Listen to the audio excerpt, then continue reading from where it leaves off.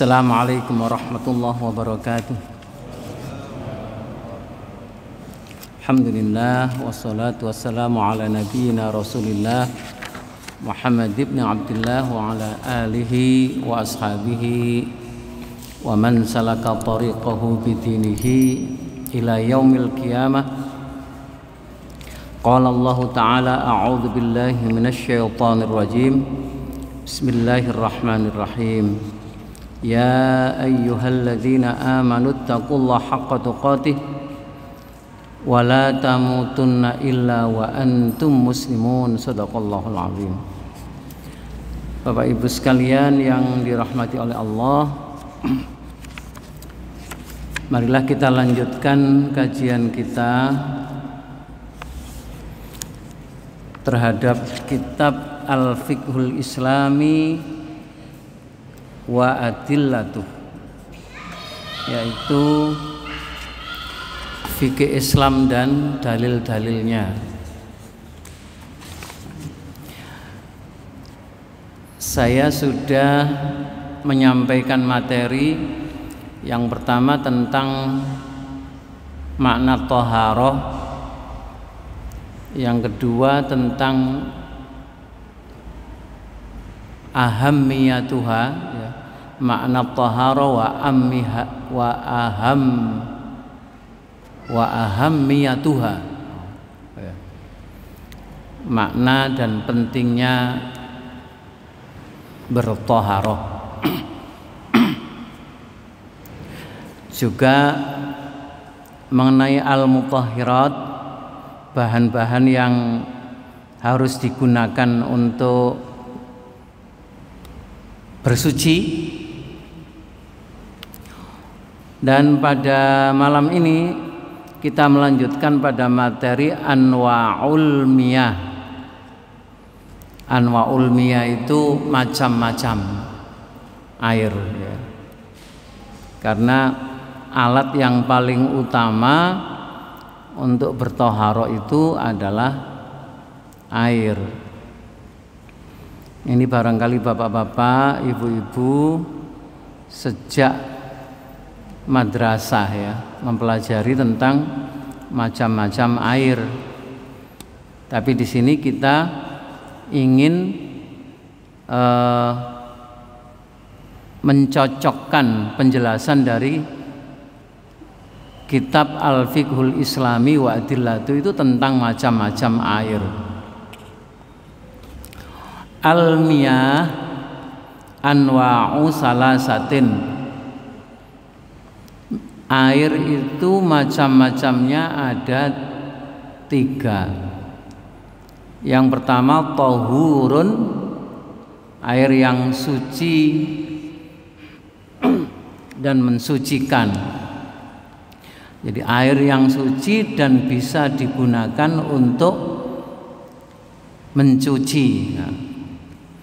Wa tahirun ghairu mutahhirin, air yang suci tapi tidak bisa digunakan untuk bersuci.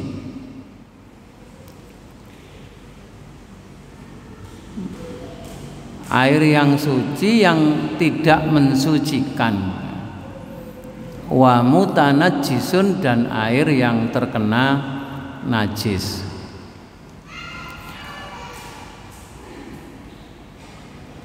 An-naw'ul awal, jenis air yang pertama, yaitu yang al-ma'ut tahuru awil mutlaqu, air yang suci dan bisa mensucikan, atau dalam bahasa fikih disebut dengan air mutlak. Ini jenis air yang pertama. Air mutlak dijelaskan huwa tahuru li nafsi, air yang bendanya itu suci, al-mutahhiru li ghairihi, dan bisa mensucikan untuk benda lainnya. Jadi artinya bisa digunakan untuk alat bersuci. Wa huwa kullu ma'in, yaitu tiap-tiap air nazala minas samai, yang turun dari langit. Maksudnya adalah air hujan. Au naba'a minal ardi, atau air yang bersumber dari tanah, dari bumi. Madama baqiyan ala aslil khilqati, sepanjang atau selama air itu keadaannya tetap dalam keadaan asal kejadiannya, baik air yang turun dari langit maupun air yang bersumber dari tanah itu, selama keadaannya itu masih tetap bertahan dari sifat aslinya, dari asal kejadiannya, maka itu dikatakan at-tahuru li nafsi dan al-mutahhiru li ghairi. Air yang suci zatnya dan bisa digunakan untuk mensucikan benda lain. Jadi yang dimaksud dengan madama bagian ala aslil khilqah, sepanjang keadaan air itu tetap masih terjaga keasliannya, itu maksudnya adalah falam yataghayyar ahadu awsafihi salasati, tidak ada salah satu sifat yang berubah dari 3 sifat yang ada dalam air itu. Wahia al-laun, warnanya tidak berubah. Wa ta'mu, atau rasanya juga tidak berubah. War-raihatu, dan baunya juga tidak berubah. Nah, ini termasuk disebut dengan air yang mutlak tadi. Au taghayyara bisyai'in, atau berubah dengan sebab-sebab tertentu. Lam yaslub tuhuriyatuhu, tetapi tidak menghilangkan sifat kesuciannya. Walaupun berubah, tapi sifat kesuciannya tetap. Ya. Misalnya, air itu berubah disebabkan apa? Misalnya katurabin tahirin, air yang berubah karena tanah, dan tanah itu tanah yang suci. Jadi jenengan misalnya menemukan air berubah warnanya, tapi berubahnya itu disebabkan karena tanah. Jenengan menyebut airnya itu butek, buteknya itu karena tanah, dan tanahnya itu suci. Maka air yang seperti ini masih tetap disebut dengan air mutlak, yaitu air yang suci dan bisa digunakan untuk bersuci. Au milhin, atau berubahnya itu disebabkan karena adanya kandungan garam, sehingga rasa air itu menjadi asin. Ini masih tetap dianggap air mutlak. Au nabatin ma'iyyin, atau air itu sifatnya berubah disebabkan oleh tumbuh-tumbuhan air. Tumbuh-tumbuhan air itu yang biasa jenengan temukan di lingkungan kita itu seperti ganggeng. Napa malih? Bengok niku enceng gondok. Langgi ya. Ada juga kembang-kembang yang tumbuhnya di air kayak kembang terate.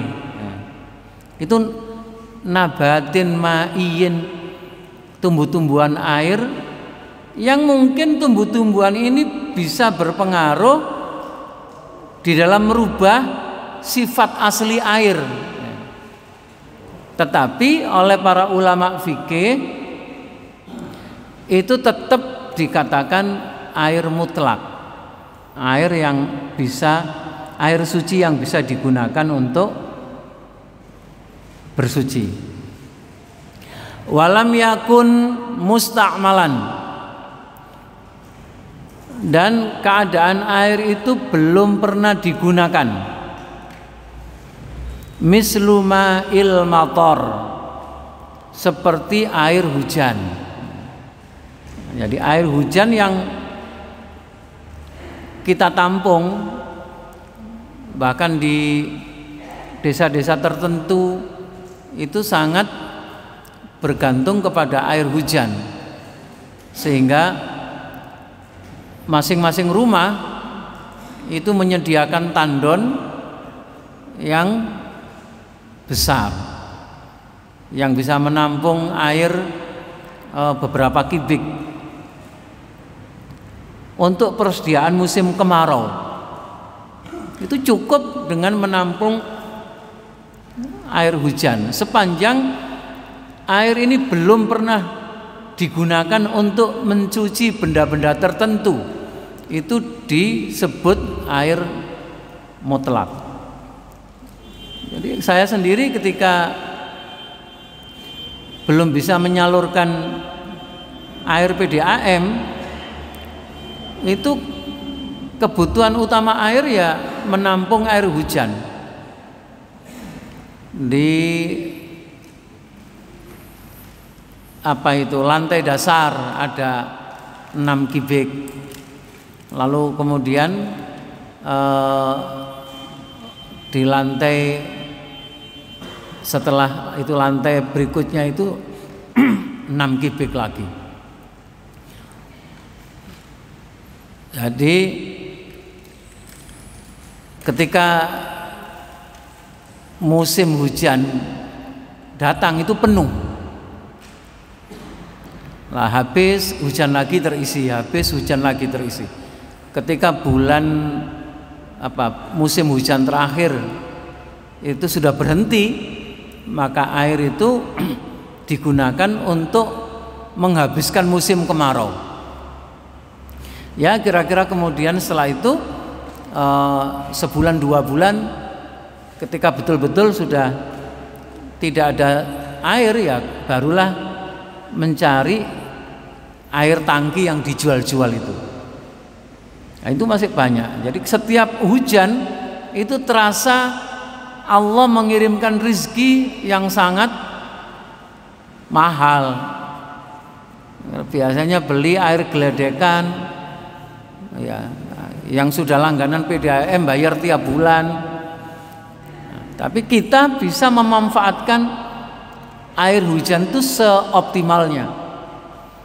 Nah, cuma tiang-tiang Gresik rodok-rodok tidak berani menggunakan air hujan karena sudah meyakini air itu terpapar oleh polusi,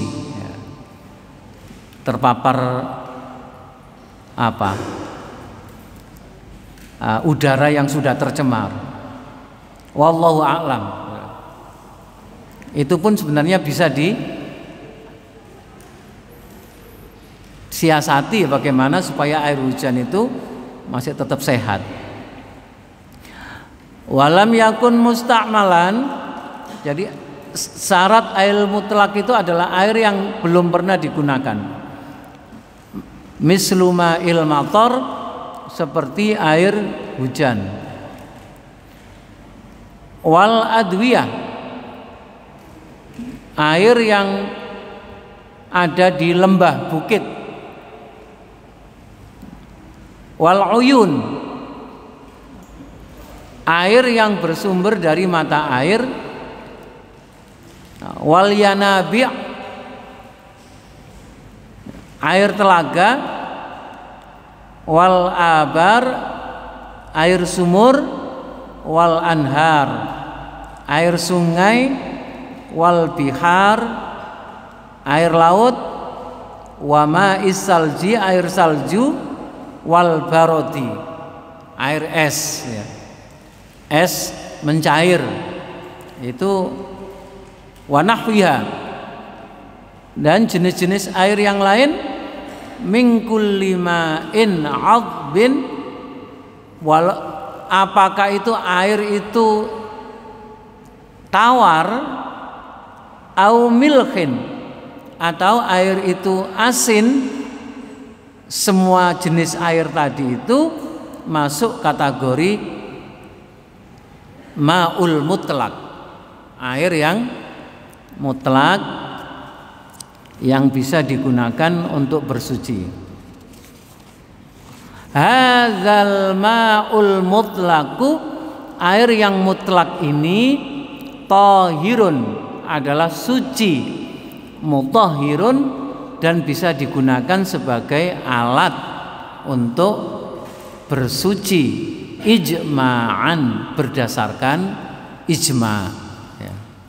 Jadi semua ulama itu tidak ada yang berselisih, ya, sama-sama sepakat tentang bolehnya air mutlak itu sebagai alat untuk bersuci. Yuzalu bihin najasu,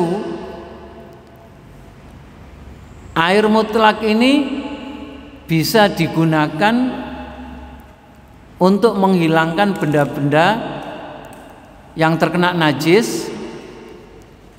Wa yustakhdamu lil wudhu, dan boleh digunakan untuk berwudhu. Jadi yang disebut-sebut tadi itu ya, baik yang dari langit, yang hujan itu, maupun yang dari tanah, asin atau tawar ya. Sepanjang air tadi itu sifatnya tidak berubah atau berubah, namun tidak sampai menghilangkan kesuciannya, itu boleh digunakan untuk menghilangkan benda yang terkena najis ya, menghilangkan najis yang mengena kepada badan kita, pakaian kita, atau tempat-tempat. Wa yustakhdamu lil wudhu, boleh dipakai untuk wudhu. Wal ghusli, boleh dipakai untuk mandi, baik mandi biasa maupun mandi janabat. Liqaulihi ta'ala, atas dasar dalil yang bersumber dari firman Allah, wa anzalna minas sama'i ma'an tahura, dan kami telah menurunkan dari langit air yang tahura. Tahura ini diartikan suci dan bisa digunakan untuk bersuci.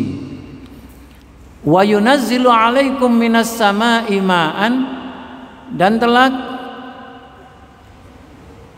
diturunkan untuk kamu air dari langit, liyutahhirakum bihi, agar kamu bisa menggunakannya untuk bersuci dengan air itu. Wa liqaulihi sallallahu alaihi wasallam 'anil ma'il bakhri, begitu juga dalil dari hadis Rasulullah tentang bolehnya air laut digunakan untuk bersuci. Rasulullah mengatakan huwa tahuru ma'uhu, dia adalah suci airnya, al-khillu maitatuhu, dan halal bangkainya. Wa qauluhu, dan juga hadis dari Rasulullah yang menyatakan innal ma'a tahurun. Sesungguhnya air itu memiliki sifat suci dan bisa digunakan untuk bersuci. La yunajjisuhu sayun, tidak ada sesuatu yang bisa menajiskan air illa ma ghalaba ala rihihi, kecuali sesuatu itu telah mengalahkan atas baunya, wa ta'mihi, dan mengalahkan rasanya, wa launihi, dan mengalahkan warnanya. Maksudnya baunya berubah, rasanya berubah, dan warnanya berubah. Itu penjelasan umum tentang al-ma'ut tahur, atau disebut juga dengan ma'ul mutlak, air yang suci atau air yang mutlak, suci yang mensucikan. An-nau'usani, kelompok yang kedua atau jenis air yang kedua, al-ma'ut tahiru, air yang suci, ghairu tuhurin, tetapi tidak mensucikan. Wa hukmuhu indal Hanafiyah, ini keterangannya tentang hukumnya dulu ya. Wa hukmuhu indal Hanafiyah, menurut Imam Hanafi, annahu yazilul khabas, air yang suci tapi tidak mensucikan ini boleh digunakan untuk menghilangkan khobas. Masih ingat nggih? Apa itu khobas? Khobas itu kotoran yang terlihat. Kalau ada air yang suci tapi tidak mensucikan, itu menurut Imam Hanafi annahu yazilul khobas, bisa digunakan untuk menghilangkan kotoran-kotoran yang terlihat. Anis saubi, apabila kotoran itu menempel pada baju, wal badani, dan menempel pada badan. Wala yazilul hadas, tapi air yang suci tidak dapat mensucikan ini tidak bisa menghilangkan hadas. Maksudnya fala yasihul wudhu'u wal ghuslu bihi, wudhu tidak sah, begitu juga mandi itu tidak sah. Kalau mandi hadas itu ya mandi janabah maksudnya, itu tidak sah dengan menggunakan air suci yang tidak mensucikan itu. Wa huwa salah satun, ada 3 macam air yang suci tapi dianggap tidak bisa digunakan untuk bersuci. Yang pertama, al-ma'ul ladzi khalatahu tahirun, air yang terkena sesuatu atau yang tercampuri sesuatu, yang sesuatu itu tahirun, suci ya. Tapi ghayyara ahada awsafis salasati, tetapi sesuatu yang suci ini merubah salah satu sifat ya, salah satu sifat yang ada pada air tersebut. Jadi ada benda suci namun ia merubah apa? Sifat-sifat air itu, merubah warnanya, baunya atau rasanya. Wasalabatu huriyatahu, Walaupun kesuciannya itu tidak hilang, kesucian air itu tetap tidak hilang, tetap tidak dikatakan najis, ya. Tidak dikatakan najis, tapi sifatnya berubah. Wasalibut tuhuriyatu indal hanafiyati huwa ghalabatun ghayyaral ma'a alaihi imma fi mukhalatatil jamidati wa imma fil ma'i'ati.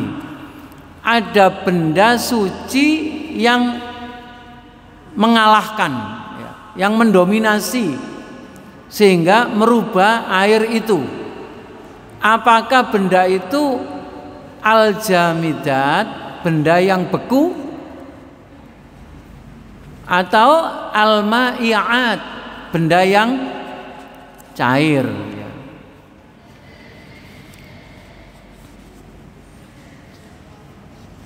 Wal ghalabatu fil jamidat, benda beku yang mengalahkan sifat-sifat air yang mutlak tadi, takunu bi ikhrajil ma'i an riqqatihi wa sailanihi. Benda beku itu telah menjadikan air itu hilang sifat lembutnya. Jadi air itu kan benda cair. Benda cair itu kan kalau kita sentuh kan lembut, ya. Ini kalau sifat lembutnya ini kalau hilang, ya, itu berarti rusak kemutlakan air tadi itu. Makanya dikatakan thahirun ghairu mutahhir, ya. Atau thahirun ghairu tuhurin, suci tapi tidak bisa mensucikan. Itu dengan kata Imam Syafi'i apabila ikhrajul ma'i an riqqatihi, air yang sifatnya lembut itu sifat lembutnya itu hilang. Wasailanihi, air yang sifatnya cair itu berubah menjadi tidak cair. Awil ladzi tazilu taba'al ma, atau benda yang beku itu menghilangkan watak asli air, menghilangkan sifat asli air. Apa itu sifat air yang masih asli? Tabiat air yang masih asli niku napa mawon? Kata Imam Syafi'i yang pertama, kata Imam Hanafi yang pertama, wa huwa riqqah, lembut, ya. Wasailan, cair, ya. Wal irwa, irwa itu air itu kalau tabiatnya masih asli itu bisa menghilangkan haus. Orang kalau haus lalu minum air yang tabiatnya masih asli, itu insya Allah air itu bisa menyembuhkan dahaga atau haus. Wal inbati, air kalau tabiatnya masih asli itu kalau dia bisa menumbuhkan. Jenengan kagungan apa tanaman-tanaman itu, lalu air itu kalau jenengan pakai siram tanaman tuh bisa tumbuh, itu tandanya air itu sifatnya masih asli. Jenengan kalau haus lalu ada air jenengan minum, lalu rasa haus sampean tuh bisa terobati, itu tandanya air yang jenengan minum tadi itu masih terjaga kesuciannya atau sifat aslinya.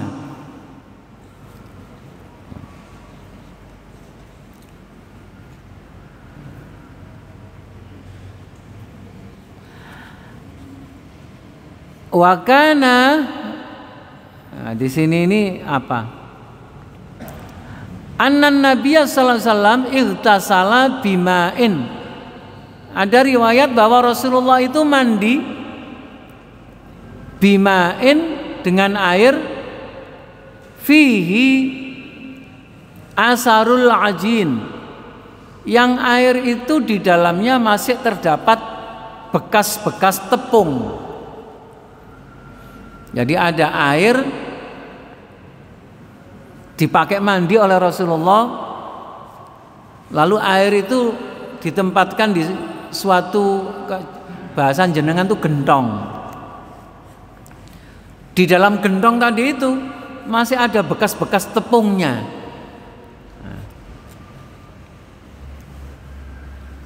Itu Rasulullah tetap pakai. Wa kana yaghtasilu wa huwa junubun. Padahal Rasulullah ketika itu dalam keadaan junub. Wa yaghtasilu ra'sahu, Rasulullah juga mengguyang kepalanya itu dengan air bil khitmi, yang air itu dicampur dengan daun, namanya daun khitmi. Di sini diterangkan waraqad yadukku wa yaghtasilu bihir ra'sa, daun yang ditumbuk oleh Rasulullah lalu dicampurkan dalam air itu. Lalu setelah dicampur dengan daun itu, Rasulullah gunakan untuk menyiram kepalanya. Apakah boleh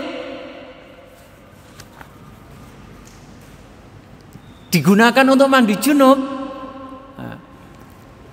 Boleh. Apa sebabnya kok boleh?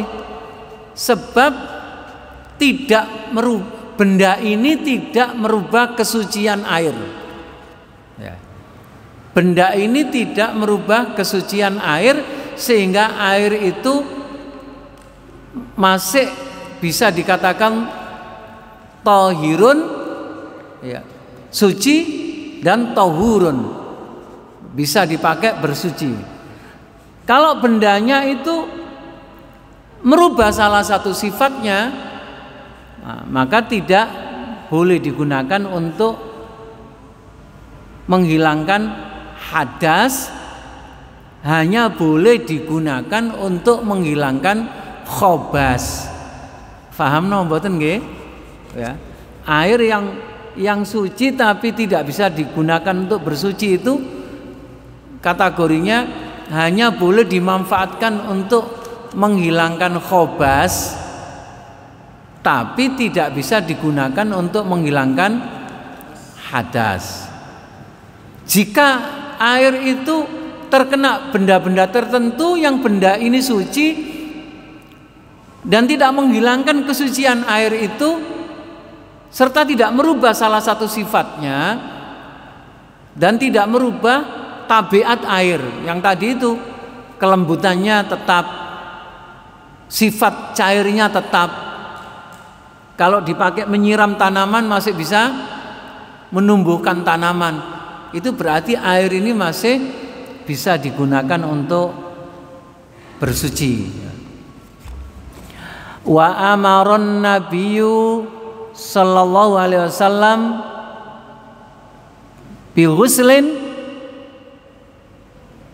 alladzi waqasadhu atau kasar tahu naqatatun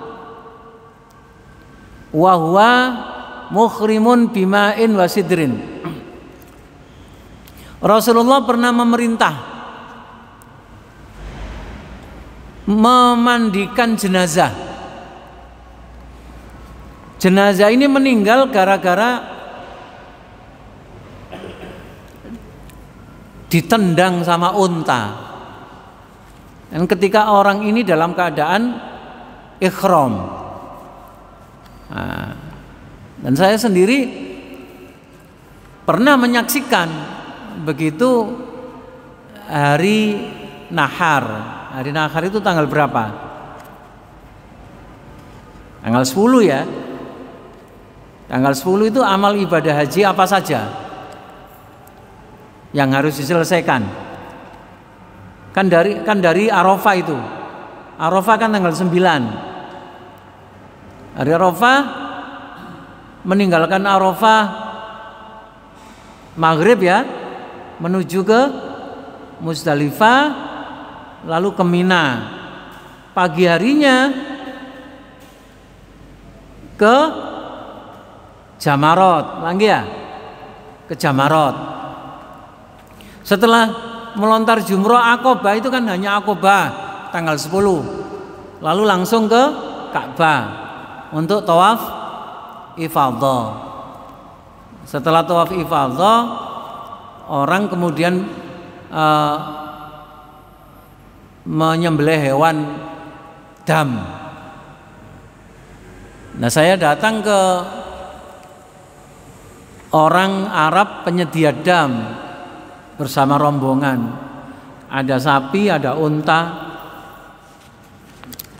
Jadi sapi ini ketika saya menunggu satu persatu dikeluarkan dari tempatnya, yang pertama begitu diseret oleh tukang jagal, itu tukang jagalnya itu ketendang.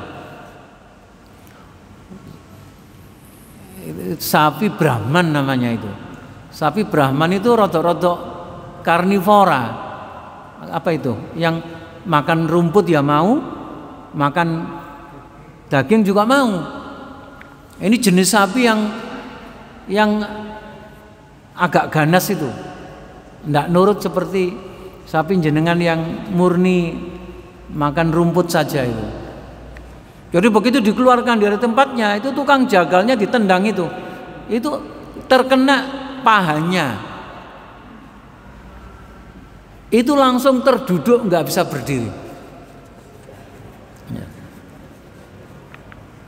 Nah, lalu satunya lagi setelah itu sudah diselesaikan disembelih, satunya lagi itu lebih ganas lagi. Begitu dilepas dari tempatnya, lolos, lari sambil lompat-lompat gitu. Itu saya sangat terkejut melihat sapi itu lompat-lompat itu. Itu saya amati mau menubruk dari belakang punggungnya ketua rombongan haji. Wah, itu mau nubruk ketua rombongan haji itu.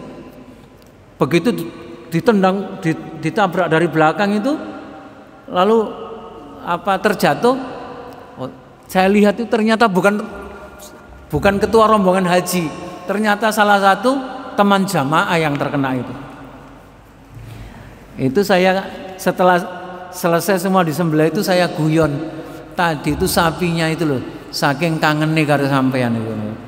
Begitu sampean teko kok mencolot terus nyundang dari belakang itu. Nah, di zaman Rasulullah itu pernah orang dalam keadaan ihram lalu kemudian menyaksikan hewan sembelihan atau dam, terutama untuk haji tamattu itu mesti harus dam. Ternyata sapinya itu nendang. Kalau di sini bukan sapi tapi unta. Wa huwa muhrimun. Orangnya ini dalam keadaan berikhram. Itu oleh Rasulullah, jenazah ini dimandikan dengan bima'in wasidrin. Dimandikan dengan air yang airnya itu dicampur dengan daun bidara. Nah, daun bidara itu daun yang tidak sampai merubah sifat keaslian air, sehingga boleh Rasulullah perintahkan menggunakannya untuk memandikan jenazah. Wa amara Qaisa ibn Asim, Rasulullah juga memerintahkan salah seorang sahabat namanya Qais bin Asim. Khina aslama, ketika Qais bin Asim itu masuk Islam. Ketika Qais bin Asim itu masuk Islam, Rasulullah memerintahkan untuk mandi. Ya.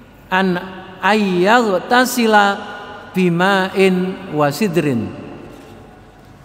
Rasulullah memerintahkan agar Qais bin Asim itu mandi dengan air yang dicampur daun bidara. Nah, ini tidak apa-apa, ya. Boleh digunakan sebab benda yang dipakai itu tidak merubah sifat keaslian air.